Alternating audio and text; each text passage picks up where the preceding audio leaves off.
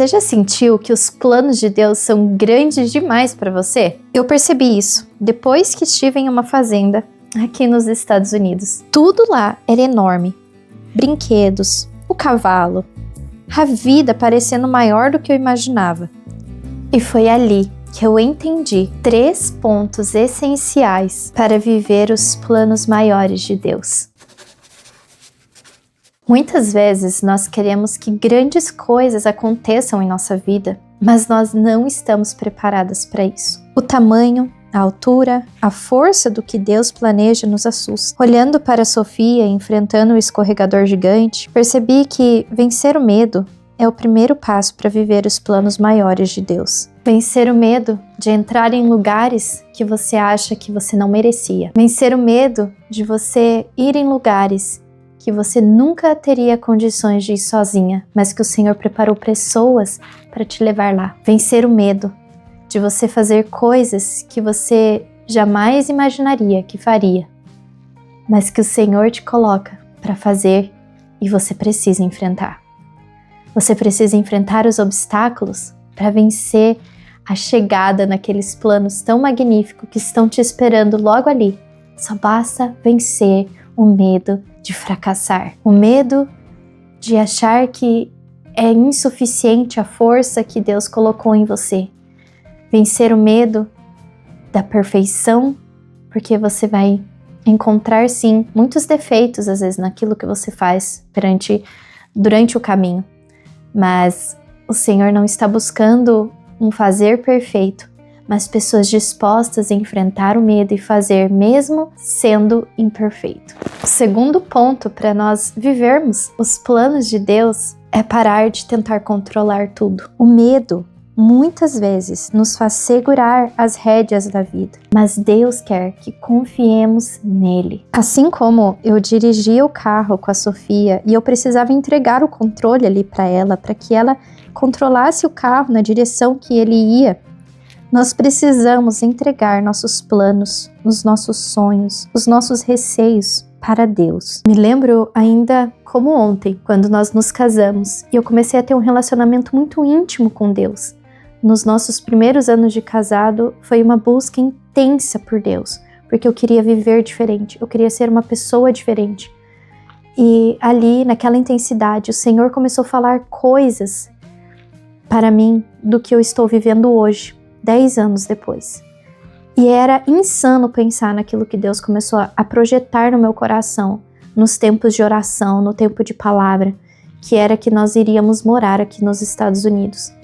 Nós estávamos morando ali, de casa dos avós do meu marido, assim que casamos. E o Senhor começou a falar para mim sobre morar nos Estados Unidos e planos grandiosos que o Senhor ia fazer na nossa vida. E que a gente tem visto acontecendo hoje, depois de 10 anos. E aquilo parecia muito fora da minha realidade. Mas eu precisei entregar e confiar. E eu falei, ok, Senhor, eu entendo o que o Senhor quer fazer.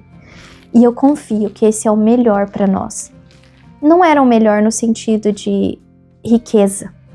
Não, era o melhor no sentido de eu entrego sabendo das minhas impossibilidades. E sei que esse vai ser o melhor, porque eu nunca tive em mente Estados Unidos na minha cabeça. Mas o Senhor sempre teve. O Senhor sempre sabe como fazer. E até mesmo, um dia eu posso contar sobre isso, que antes de virmos para cá, quando estávamos projetando para vir para cá, a verdade é que a gente não ia vir para cá. Nós íamos para o Canadá, que era onde eu queria ir. Mas o Senhor, Ele movimentou as coisas de uma forma que a gente não conseguiu ir para lá. Pessoas que já estavam esperando a gente lá, o professor dele lá na universidade estava esperando e nós não fomos, porque o Senhor realmente fechou as portas e nos deu clareza que era para cá que íamos vir. Então eu lembrei que anos atrás, quando nos casamos, o Senhor tinha me revelado que era para cá que a gente viria. Por isso, para viver os planos maiores de Deus, não tenha medo. E entregue, saiba que Ele tem o melhor, não é os seus planos, é o dele que é o melhor.